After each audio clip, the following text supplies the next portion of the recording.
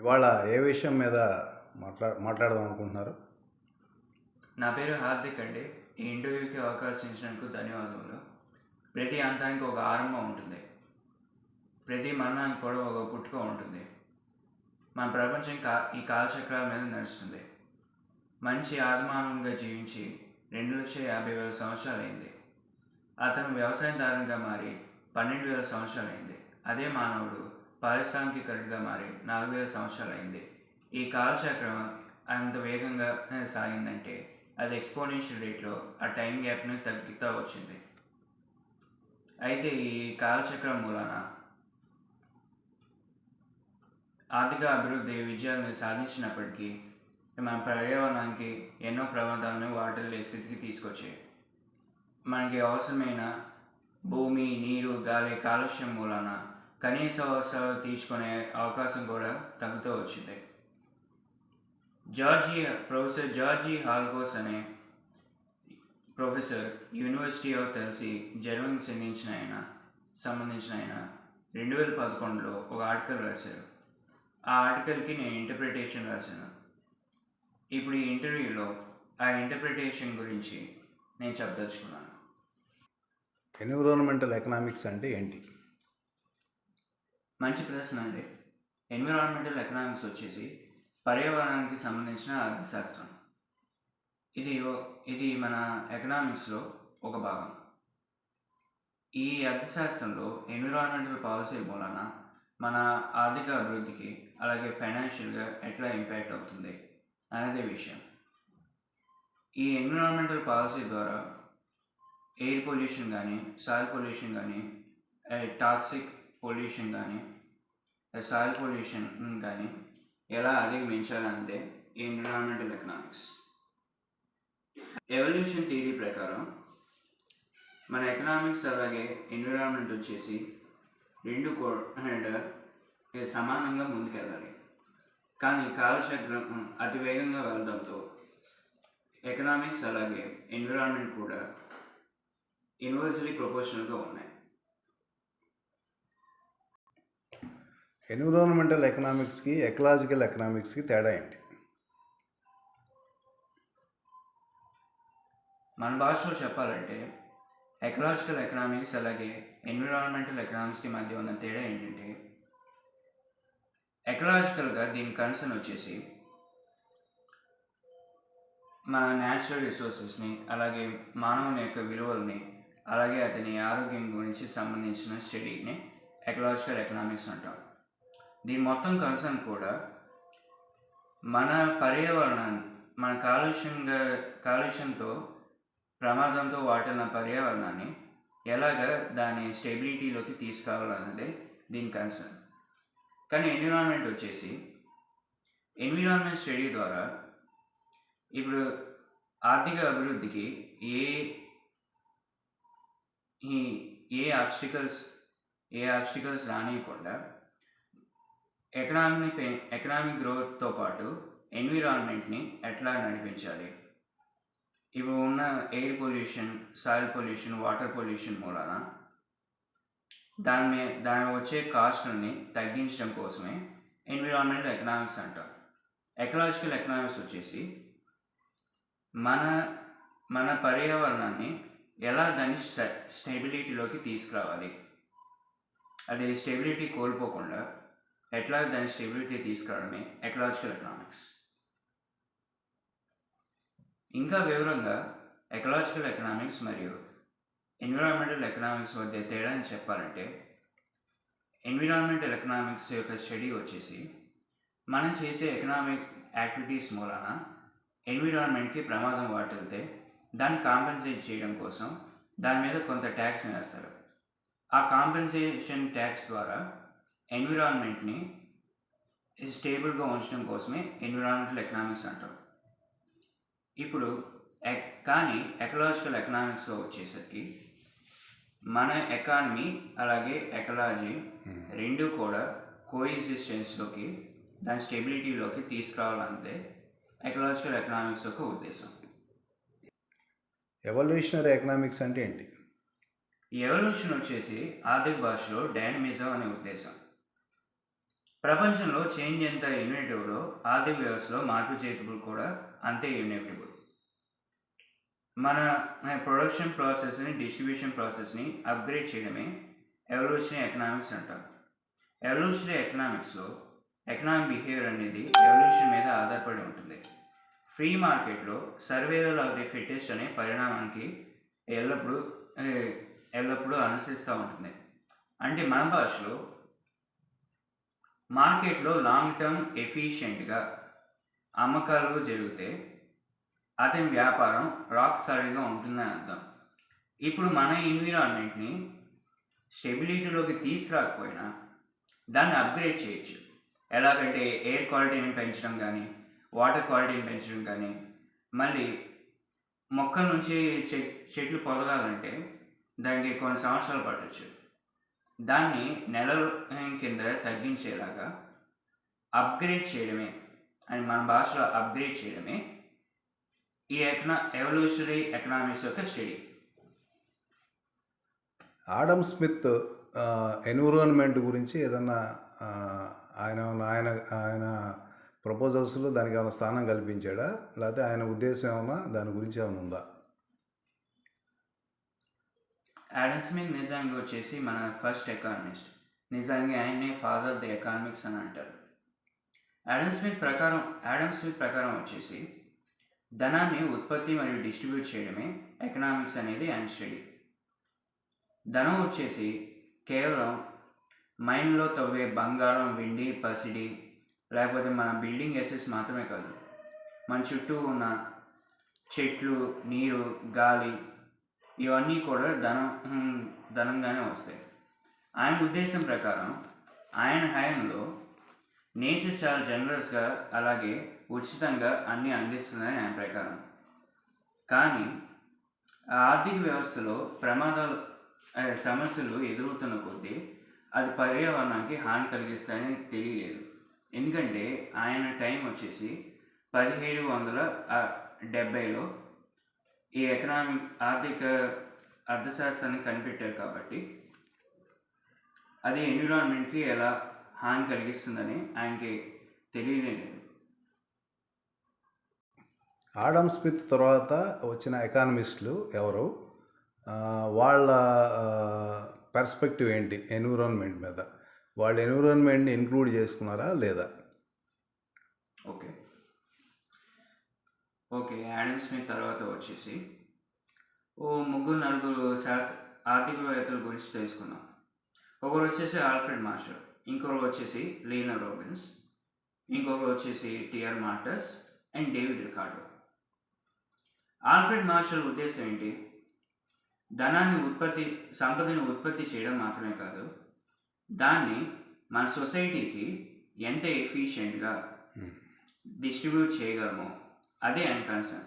అది కూడా వాళ్ళ వెల్బీయింగ్కి తగ్గట్టుగా ఉన్నప్పుడే దాన్ని ఎకనామిక్ స్టడీ అని అంటారు. ఇంకా లియోనెల్ రాబిన్స్ వచ్చేసి కొరత, ఆయన కన్సర్న్ వచ్చేసి కొరత అంటే స్కేర్సిటీ. ఆయన డెఫినేషన్ ప్రకారం ఇప్పుడు ఉన్న అవైలబుల్ స్కేర్స్ రిసోర్సెస్ని ఎలాగా వాళ్ళ అవసరాలకి ఎట్లాగా డిస్ట్రిబ్యూట్ చేయాలి. నిజానికి దీని కన్సర్న్ వచ్చేసి హ్యూమన్ బిహేవియర్ మీద ఆధారపడి ఉంటుంది. అంటే స్కేర్సిటీ యాక్చువల్గా న్యాచురల్ రిసోర్సెస్, స్కేర్స్ రిసోర్సెస్ని అవి దాన్ని హ్యూమన్ యాంగిల్లో చూశాడు కానీ నేచర్ యాంగిల్లో చూడలేదు. ఆయన కూడా చూడలేదు. సో ఆ స్కేర్స్ రిసోర్సెస్ని ఎలాగ మనం డిస్ట్రిబ్యూట్ చేయాలి, పొదుపుగా చేయాలా లేకపోతే ఎలా చేయాలి, దాన్ని అప్గ్రేడ్ చేయాలా అనే దాని మీద ఫోకస్ చేయాలి. ఎందుకంటే అలాంటి టైంలో నిజానికి మనిషికి అవసరాలు, ఎందుకంటే ఆ టైంలో నీడ్ కాబట్టి అండ్ కన్సర్న్ వచ్చేసి ఉన్న కొరత రిసోర్సెస్ని ఎట్లాగా ఉపయోగించుకొని వారి అవసరాన్ని ఎలా తీర్చుకోవాలి. అంటే ఆయన టైంలో ఇండస్ట్రియలైజేషన్ ఉందా లేదా అగ్రేరియన్ అంటే అగ్రికల్చర్ మీద? ఇండస్ట్రియలైజేషన్ వచ్చింది అంటే ఆల్ఫ్రెడ్ మార్షల్ టైంలో కూడా వచ్చింది. ఓకే, నెక్స్ట్ వచ్చేసి థియర్ మానిటర్స్ కన్సర్న్ వచ్చేసి పాపులేషన్. ఆ పాపులేషన్ ఎక్స్ప్లోజన్ మూలన మన ప్రపంచానికి ఎలా ఎఫెక్ట్ అయింది. ఆయన ఉద్దేశం ప్రకారం ఫుడ్ ప్రొడక్షన్ అర్థమెటిక్ ప్రోగ్రెషన్లో పెరుగుతుంటే పాపులేషన్ మాత్రం జామెట్రిక్ ప్రోగ్రెషన్లో పెరుగుతుంది. అర్థమెటిక్ ప్రోగ్రెషన్ ఏంటి అంటే ఇంక్రీజ్ అనమాట, మార్జినల్ అంటే ప్లస్ మార్జినల్ అంటే ఎంత పెరుగుతుంది 2 + 2 = 4 అట్లా. 2 + 2 = 4, 4 + 2 = 6 అలాగా. అంత అర్థమెటిక్ ప్రోగ్రెషన్. జామెట్రిక్ ప్రోగ్రెషన్ ఏంటి, అది ఎంత ఎక్స్ టైమ్స్ ఎనీ టైమ్స్ పెరుగుతుంది అంటే 1 × 2 అది మల్టిపుల్స్, ఎన్ని మల్టిపుల్స్లో పెరుగుతుంది. మల్టిప్లైయింగ్ అంటే అది కన్సర్న్ వచ్చేసి పెరుగుతున్న పాపులేషన్కి ఫుడ్ ప్రొడక్షన్ ఎంత పెంచాలి, ఎట్లా పెంచాలి అన్న ఉద్దేశం. ఓకే, ఎంత ఎఫిషియెంట్గా వాళ్ళ డిమాండ్ని మీట్ అయితే అప్పుడు అవసరాన్ని తీర్చగలం. అంటే ఆయన కన్సర్న్ అంత అవైలబిలిటీ ఆఫ్ ద ల్యాండ్ ఇలాంటి దీని మీద ఉన్న పాపులేషన్కి ఉన్న అగ్రికల్చర్ అమౌంట్ సరిపోద్దా లేదా, లేకపోతే ఇండస్ట్రియల్ ప్రొడక్షన్ సరిపోద్దా లేదా అనే దాని మీద అతని జరిగింది. కానీ అతను కూడా ఎన్విరాన్మెంటల్ కన్సర్న్ ఆమె చూపించాల. Next and last but not the least is David Ricardo. He gave some sort of right thing. Actually no matter నువ్వు ఎంత లేబర్ క్యాపిటల్ పెట్టినప్పటికీ మన ఉన్న టెక్నాలజీలో అప్గ్రేడ్ కనుక లేకపోతే ఆ రిటర్న్స్ కొద్దిగా తగ్గుతూ వస్తాయి అనేది ఆయన ఉద్దేశం. అప్గ్రేడ్ చేస్తున్న కొద్దీ వాళ్ళ అవసరాన్ని తీర్చగలవు, ప్రజల అవసరాన్ని తీర్చగలవు. లేకపోతే నువ్వు ఎంత లేబర్ క్యాపిటల్ని ఎంప్లాయ్ చేసినప్పటికీ అప్గ్రేడ్ కనుక లేకపోతే ఆ రిటర్న్స్ వచ్చేసి తగ్గిపోతూ ఉంటాయి.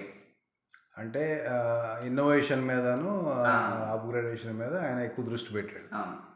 సో ఆయన కూడా ఎన్విరాన్మెంట్ని కన్సిడర్ చేయాలి, అంతే కదా. సో నెక్స్ట్ వాళ్ళంతా ఫస్ట్ క్లాసికల్ ఎకానమిస్ట్ వాళ్ళంతా కన్సర్న్ కూడా ప్రజల అవసరాన్ని ఎలా తీర్చాలి. ఎందుకంటే ఆ టైంలో యుద్ధాలు జరిగాయి, నష్టాలు కూడా జరిగాయి. కాకపోతే వాళ్ళ టైంలో ఆ పర్యావరణానికి ఎలా ఎఫెక్ట్ అవుతుంది అనే ఆలోచన వాళ్ళకి రాలే. అసలు నిజానికి మేబీ పాపులేషన్ కూడా తక్కువ పాపులేషన్ ఉండటం, నేచర్ అబండెంట్గా ఉండటం కారణమై ఉండొచ్చు. కానీ అసలు గొప్ప విషయం ఏంటంటే ఈ పర్యావరణం గురించి కన్సర్న్ వచ్చేసి ఎప్పుడో 1700 సంవత్సరం అప్పుడు ఒక ట్రైబ్స్ మ్యాన్ అనమాట. ట్రైబ్స్ మ్యాన్, అతను రెడ్ ఇండియన్ సౌత్ అమెరికా. ఆయన పేరు వచ్చేసి చీఫ్ సియాటిల్. ఆయన బిజినెస్ మ్యాన్ కాదు, ఇది కాదు, chief Seattle. Yes, chief Seattle. ఆయన ట్రైబ్స్ మ్యాన్. ఆయన చాలా పొయిటిక్ అనమాట. ఆయన ఎక్స్ప్రెస్ చేసిన కన్సెప్ట్ చాలా పొయిటిక్. మీరు ల్యాండ్ని, ఫారెస్ట్ని, మా జంతువుల్ని ఇలా ఆక్యుపై చేసుకుంటూ పోతే తర్వాత తరాలకి మేమేం అందించాలి, కన్జ్యూమ్ చేసుకుంటూ వెళ్ళిపోతే మీరు ఎలా ఇష్యూనెన్స్ ఇస్తారు ఇలాగా ఆక్యుపై చేసుకుంటా పోతే. అసలు గొప్ప విషయం అయితే ఆయన జస్ట్ సాధారణ ట్రైబ్స్ మ్యాన్ అన్నమాట. Okay, let us confine to economics. ఇప్పుడు కార్ల్ మార్క్స్ గురించి మాట్లాడుకుందాం. ఈయన how he's different from the other economist. మిగతా అందరు ఎకానమిస్టులకి ఈయన్ని డిఫరెంట్గా చూపిస్తారు నార్మల్గా. ఈయన థియరీ ఏంటి డిఫరెన్స్, ఈయన ఏమన్నా ఎన్విరాన్మెంటల్ కన్సర్న్ ఏమన్నా చూపించారు. అలా ఏం లేదండి. ఆయనది సోషలిజం అంటే అది వెరీ సెంటిమెంటల్. ఆయన విషయానికి వస్తే అది సెంటిమెంటల్. ఎందుకంటే ఆయన టైంలో వచ్చేసి క్యాపిటలిస్టులు ఎక్కువ ఉండేవారు. వాళ్ళంతా మొనోపలి అనమాట, కాంపిటీషన్ కాదు. వాళ్ళకి అసలు కాంపిటీషన్ నచ్చదు. అంతా మొనోపలైజ్ చేయాలని ట్రై చేశారు. వాళ్ళు బిజినెస్ ఎస్టాబ్లిష్ చేసి అంత మొనోపలి మీద నడిపించాలి. మొనోపలి ఏంటి వాళ్ళ చేతిలోనే పవర్ ఉంటుంది. ఆ ప్రైసింగ్ పవర్ అనమాట. అంటే వాళ్ళే ప్రైస్ వేస్తారు, ఎంత కావాలంటే అంత. దాని మీద ఎవరు క్వశ్చన్ చేయరు. ఓకే, ఇప్పుడు ఆయన సోషలిజం థియరీ వచ్చేసి ఆ పవర్ అనేది ఈ ఇండివిజువల్స్ చేతిలోకి వెళ్తే మన దేశానికి నష్టం జరుగుతుంది. ఈ పవర్ని స్టేట్కి పంపించాలి. స్టేట్ అంటే ఎవరు? స్టేట్ అంటే గవర్నమెంట్ కాదు, ఆ ప్రజలు. ఆ పవర్ ప్రజలది, శ్రామికులది, శ్రామికులది. Not the owners. వీళ్ళు లాగేసి ఇన్ఫ్లుయెన్స్ చేసి మరి ఈ శ్రామికులకి కావాల్సిన వేతనాలు కానీ హౌస్ హోల్డ్స్ కానీ ఏం ప్రొవైడ్ చేయటం లేదు. అంతా వాళ్ళ మొనోపలిని వాళ్ళంతా డబ్బుకు ప్రాధాన్యం ఇచ్చారు, క్యాపిటల్కి ప్రాధాన్యం ఇచ్చుకుంటా ప్రజల్ని. వాళ్ళ మెయిన్ గోల్ మొత్తం కూడా monopoly. To monopolise their businesses and profit. To condemn the whole competition. Okay. That's why they got the dirty title called robber barons. Yes. So what is the difference between the other economists and Marx? Other economist డిఫరెంట్గా వాళ్ళు ఈ లేబర్ని ఏమి consider చేయలేదా? వాళ్ళ focus దేని మీద? when it comes to other economists విషయానికి వస్తే వాళ్ళది సెంటిమెంట్, కొంతమంది సెంటిమెంట్ ఉంటుంది, వెరీ హైలీ సెంటిమెంటల్ అనమాట. అక్కడ వాళ్ళు ఏం కన్సిడర్ చేశారు? ఎకానమిక్స్కి వాళ్ళు ఏం డెఫినేషన్ చెప్పారు అంటే ఒకరి డెఫినేషన్కి ప్రకారం అంతా కూడా ప్రజలు కన్సర్న్ అనమాట. వివరంగా చెప్పాలంటే కార్ల్ మార్క్స్కి మరియు మిగతా ఎకనామిస్ట్కి ఉన్న తేడా వచ్చేసి, మిగిలిన ఎకనామిస్టులు వచ్చేసి యాడమ్ స్మిత్ కావచ్చు, ఆల్ఫ్రెడ్ మాస్టర్ కావచ్చు, ఇప్పుడు చెప్పుకున్న థియర్ మార్టల్స్ గురించి కావచ్చు, వాళ్ళంతా ప్రొడక్షన్ అండ్ డిస్ట్రిబ్యూషన్ ద్వారా కేవలం production and distribution of goods ద్వారానే ఈ మార్కెట్ని ఎలా నడిపించాలి, అది కూడా చాలా ఫ్రీగా ప్రజలు వాళ్ళ చాయిసెస్ని ఏం కావాలంటే అది వేసుకోవచ్చు, ఏం కావాలంటే కొనుక్కోవచ్చు. సపోజ్ 100 సరుకులు తెప్పించాం కాబట్టి 100లో 50-60 అలాగే తీసుకోవచ్చు. ఇప్పుడు మార్క్స్ కన్సర్న్ వచ్చేసి అది ఎకనామిక్ పవర్. ఆయన హయాంలో ఎకనామిక్ పవర్ వచ్చేసి క్యాపిటలిస్ట్ చేతిలో ఉండేది. అంటే ఈ ప్రొడక్షన్ డిస్ట్రిబ్యూషన్ అంతా వాళ్ళ చేతిలోనే ఉంది. అంతే కదా, న్యాచురల్ వాళ్ళు చెప్పింది కూడా అదేగా. నిజమే. కానీ మిగిలిన ఎకానమిస్టులు ఈ ఫ్రీ మార్కెట్ ద్వారా డెమోక్రసీని చాలా ఇండైరెక్ట్గా క్రియేట్ చేశారు. ఆ డెమోక్రసీ అంతా ఏంటి, మన విల్ ప్రకారం మన ఇష్ట ప్రకారం మనం ప్రొడ్యూస్ చేసుకోవచ్చు, నిజమే, మన ఇష్ట ప్రకారం మనం అమ్ముకోవచ్చు, ఉపయోగించుకోవచ్చు, లేదా అమ్ముకోవచ్చు, ఏదైనా చేయొచ్చు. దీనిలో వచ్చేసి కన్జర్వేషనిజం అంటే దీంట్లో ఎక్కడ కూడా హ్యూమన్స్ ప్రమేయం అనేది వాళ్ళు చూడాల. అంతే. అంటే ఎవరు ఎక్కువ కష్టపడి ప్రొడ్యూస్ చేస్తున్నారు, ఎవరు సింపుల్గా కూర్చొని వాళ్ళు ప్రాఫిట్స్ ఎంజాయ్ చేస్తున్నారు అనే జోలికి వెళ్ళలేదు. అంతే. వాళ్ళు డెమోక్రసీని ఎంకరేజ్ చేశారు. సో న్యాచురల్గా డెమోక్రసీ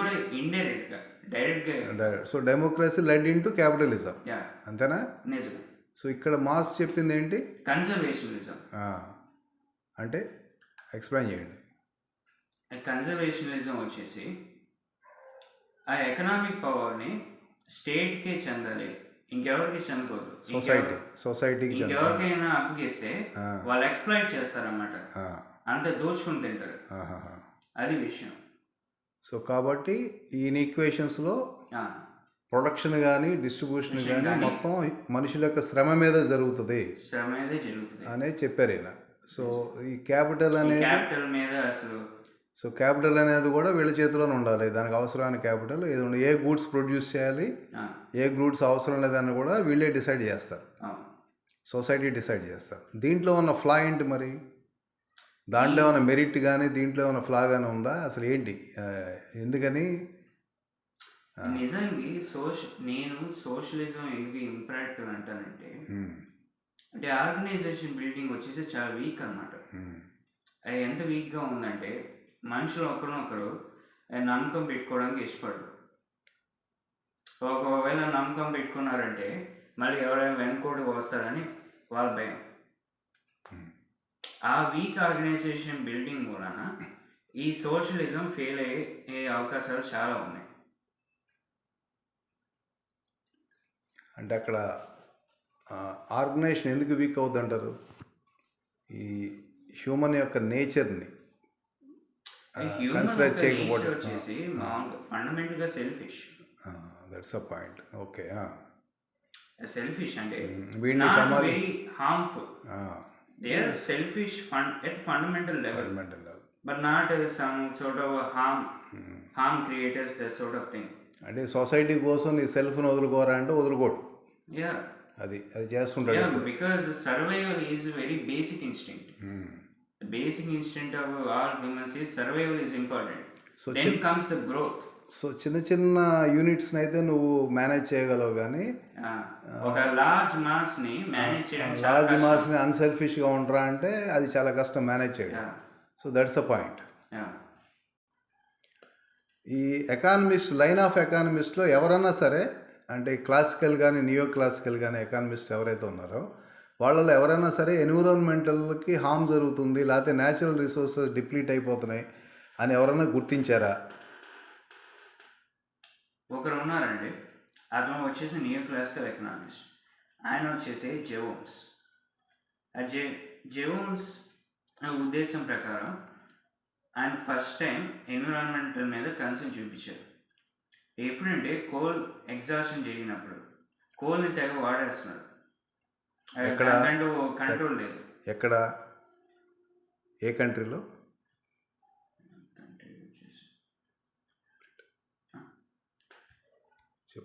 జెవోన్స్ వచ్చేసి బ్రిటిష్ సైంటిస్ట్.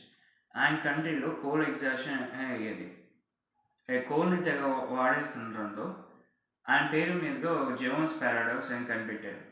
ఆయన ప్రకారం వచ్చేసి తక్కువ రిసోర్సెస్తో ఎక్కువ ఎలా ప్రొడ్యూస్ చేయాలి, ఏమేమి కావచ్చు టెక్నాలజికల్ అప్గ్రేడ్ చేయడం కానీ గవర్నమెంట్ పాలసీల ద్వారా కానీ జస్ట్ తక్కువ రిసోర్సెస్లో, దట్ టు వెరీ ఎఫిషియెంట్.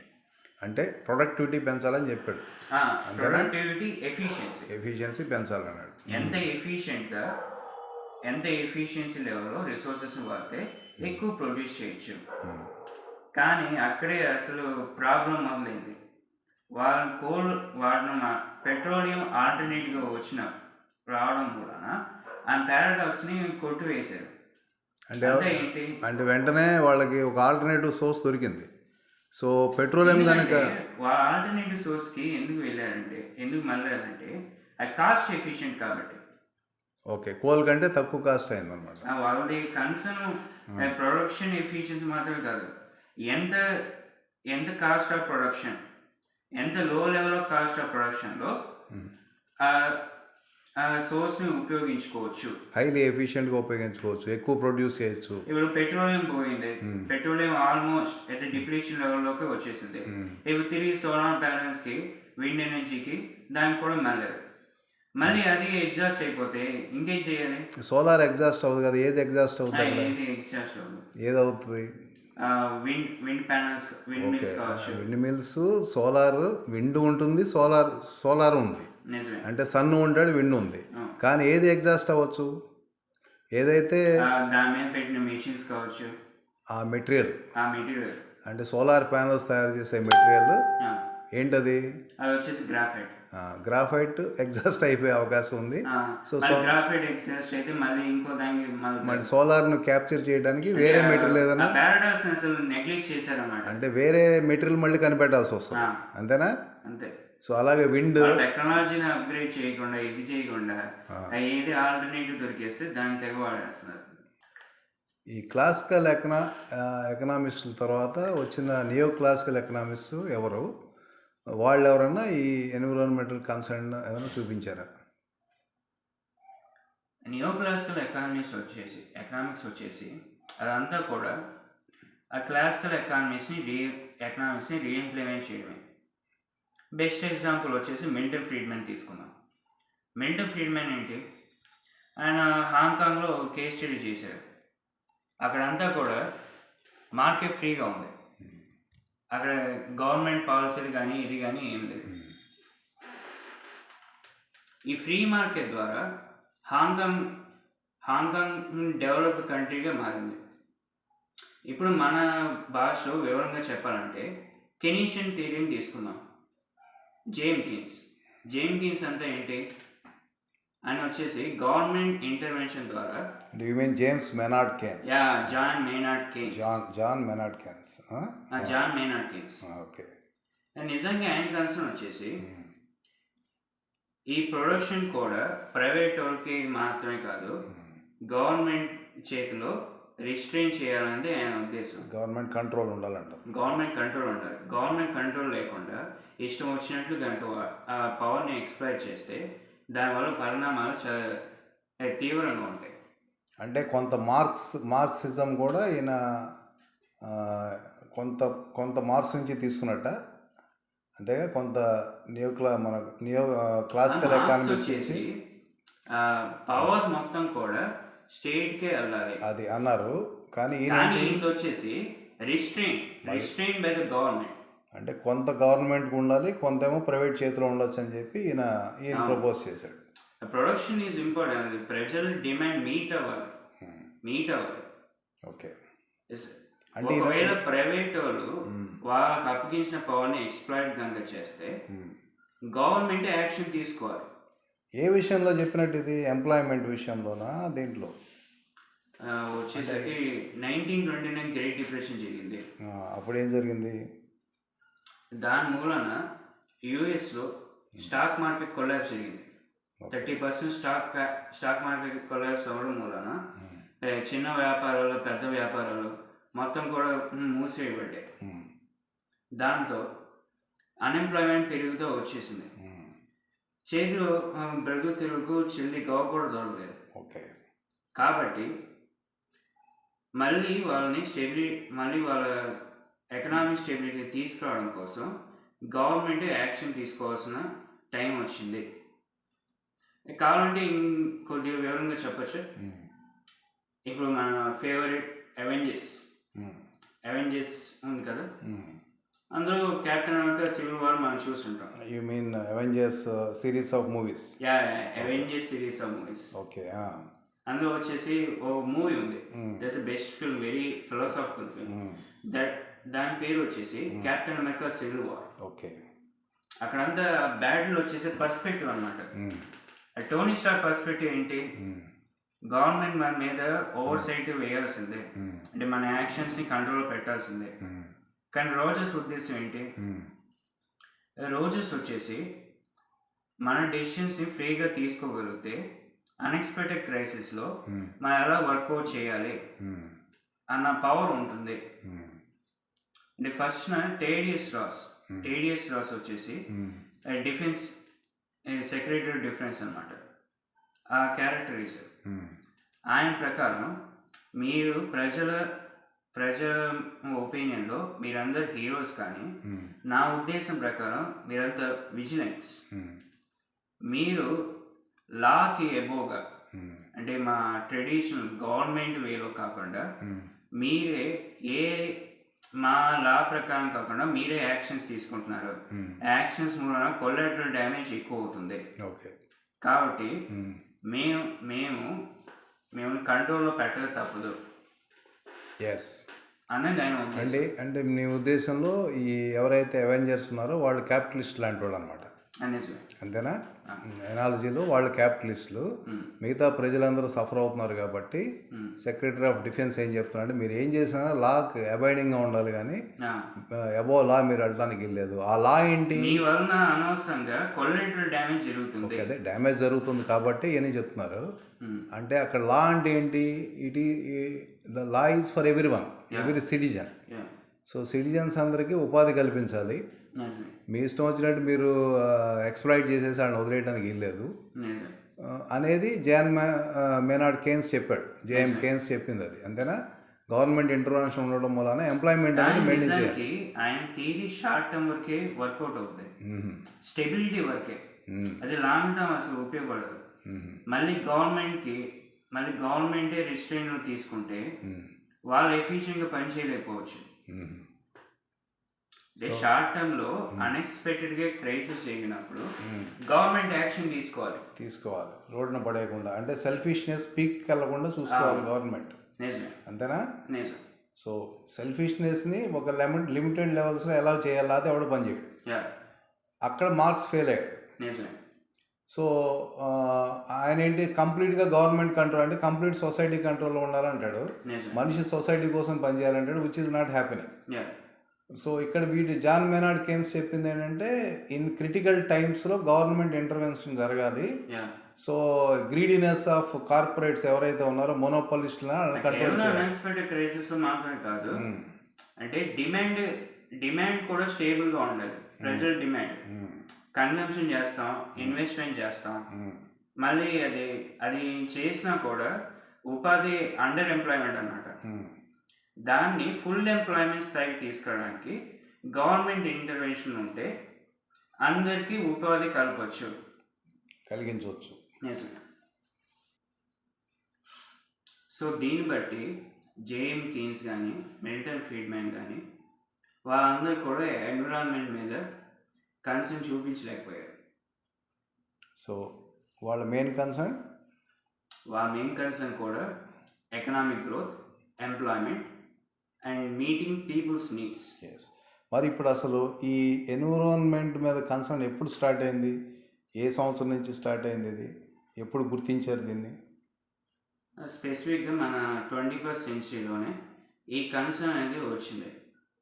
ఎప్పుడైతే ఇప్పుడు మన ఢిల్లీలో ఎయిర్ పొల్యూషన్ ఒక పీక్ లెవెల్లోకి వచ్చింది, అలాగే సీ లెవెల్స్ కూడా రేజ్ అవుతున్నాయని ఎక్స్పర్ట్స్ చెప్తున్నారు. మళ్ళీ గ్లోబల్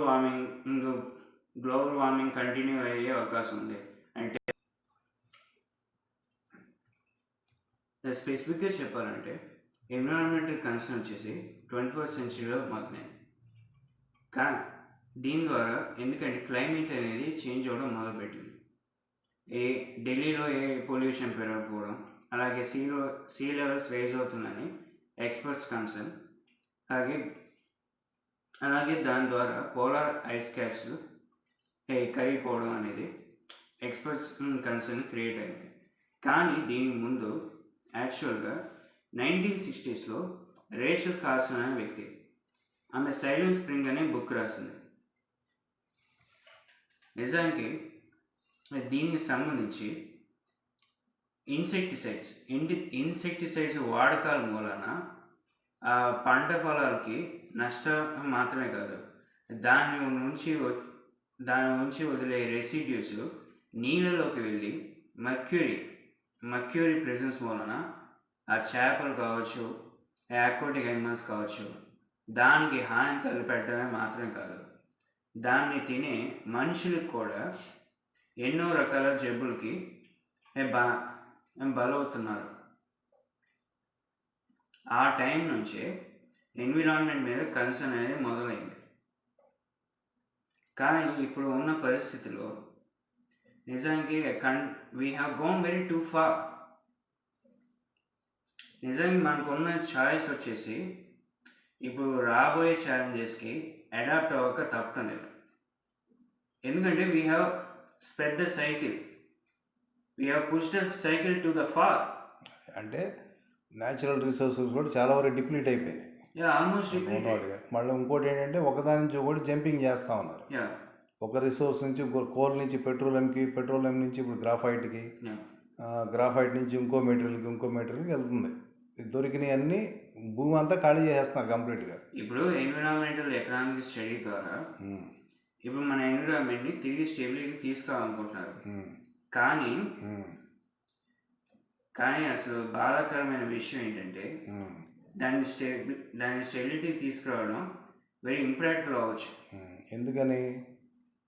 పాపులేషన్ గ్రోత్ అనేది ఒక కారణం అంటారా? పాపులేషన్ గ్రోతే వెరీ మెయిన్ ఫ్యాక్టర్ అన్నమాట. ఓకే.